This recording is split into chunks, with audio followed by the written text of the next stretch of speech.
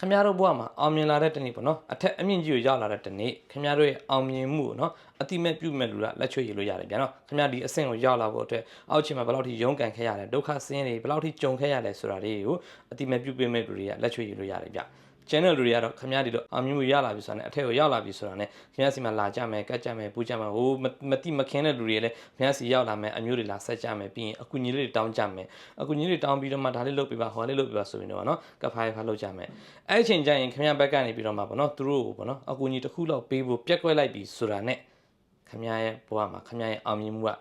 သူတို့အမြင်မှာခင်ဗျားစူးစမ်းပြီးတော့ရလာတဲ့အမြင်မဟုတ်တော့ဘူးခင်ဗျားရုန်းကန်ပြီးရတာအမြင်မဟုတ်တော့ခင်ဗျားကန်ကောင်းလို့အောင်မြင်လာတာပါကွာဒီလူကန်ကောင်းလို့အောင်မြင်လာတာပါကွာ background တောင်းလို့အောင်မြင်လာတာပါကွာဘာမှအဖြစ်ရှိတာမဟုတ်ပဲနဲ့ပေါ့နော်